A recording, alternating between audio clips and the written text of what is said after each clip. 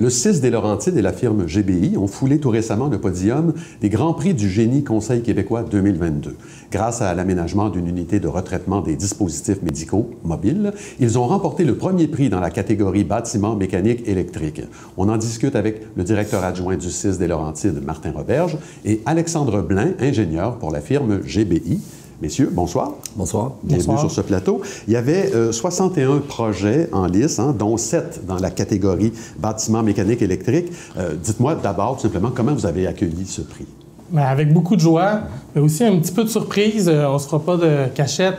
Les prix qui étaient en nomination avec nous, les 7 entre autres, c'était des projets de très grande envergure, peut-être 50, 100 fois l'envergure du budget que nous, on avait. Alors, on a été surpris. Maintenant, on est content que le jury ait pu voir toute l'innovation qui a été nécessaire dans notre projet pour pouvoir nous choisir. On est vraiment content d'avoir été retenu pour ce prix-là. De quoi on parle exactement quand il est question de retraitement des dispositifs médicaux? Bonne question. En fait, communément, nous, on appelle ça le département de stérilisation. C'est un endroit très névralgique dans un hôpital. C'est l'endroit où est entreposé, lavé, stérilisé toutes les fournitures médicales qui servent au département de chirurgie, au bloc opératoire, entre autres.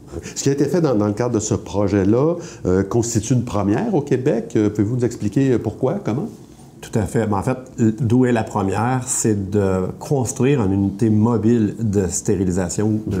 C'est la mobilité, dans le fond. C'est la mobilité qui fait sa particularité. Puis, qu'est-ce qui a amené à construire quelque chose de mobile? C'est qu'on avait 2 projets à faire où on devait rénover le département de stérilisation. Un à Mont-Laurier, qui se trouve être le 6 de Laurentides, ça couvre de Saint-Eustache à Mont-Laurier. Oui. Donc, on avait un projet de rénovation de l'unité de stérilisation de Mont-Laurier, qui est à l'intérieur de l'hôpital de Mont-Laurier. Et on en avait un à Saint-Jérôme aussi. On a à moderniser puis à augmenter notre volume à Saint-Jérôme. Donc, question de faire les 2 projets, bien, on a eu l'idée de construire une unité mobile qu'on pourrait aller installer à Mont-Laurier pour nous permettre d'arrêter les activités à l'intérieur, les transférer dans la mobile, nous permettre de rénover l'intérieur. Une fois terminé, bien, ils regagnent les locaux modernisés. C'est quand même un monstre à déplacer, là, cette chose-là. Ouais. 1600 pieds carrés, il y a des équipements là-dedans. Comment on fait pour déplacer ça sans tout casser? Bien, c'était tout le défi du projet.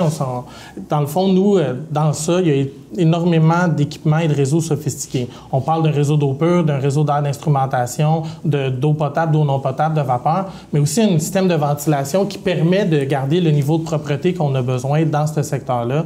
Tout est pensé pour pouvoir être nettoyé, gardé, aseptisé en continu. Nous, dans le fond, ce qu'on a fait, c'est 8 blocs Lego qui sont essentiellement mis ensemble pour le plancher, ainsi que 8 blocs Lego pour le plafond, donc 16 au total, qui sont déménagés de façon individuelle et dans le fond, c'est carrément débranché au premier site et rebranché au nouveau site. Tout est pensé en fonction de ça pour pouvoir être déplacé facilement. Fait qu'on voit vraiment c'est pas un gros truc. Non, c'est pas un gros bloc Lego à 1100. Nos routes, en fait, ça aurait été beaucoup plus facile pour nous d'attacher tout solidement puis de pouvoir déplacer ça, mais les routes, les règlements nous permettaient pas de faire ça. On s'est rendu jusqu'à 16 blocs parce que c'était nécessaire. Mais ça se débranche puis ça se rebranche. C'est fascinant, fascinant. Dans le document de présentation, on souligne les bénéfices économiques et environnementaux de l'unité mobile. Qu'est-ce que vous pouvez nous dire à ce sujet-là, rapidement, le temps file? Ben, je vais y aller, moi, avec le côté économique. Bien, assurément, quand on a regardé les options qui étaient possibles, de louer ce type d'équipement-là, qui n'est pas du tout comme celle qu'on a, on parlait là, pour la durée des travaux de Mont-Laurier et de Saint-Jérôme. Parce que Saint-Jérôme, on les met là jusqu'à la modernisation de nos grands hôpitaux, c'est-à-dire pendant à peu près 7 à 8 ans. Bien, on parlait d'à peu près 10, 12, 13 millions. Ça nous en a coûté 6, si je ne m'abuse. Au total. Donc, c'est des économies là, qui font le 8-10 millions. Là, Et M. Blain, par rapport aux bénéfices environnementaux du projet? Pour nous, c'est un des meilleurs projets pour l'environnement.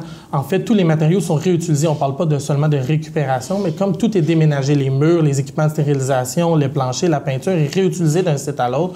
C'est un projet qui ne pourrait pas être plus vert que ça. D'accord. Bien, merci, M. Roberge. Merci, M. Blain, d'avoir été avec nous.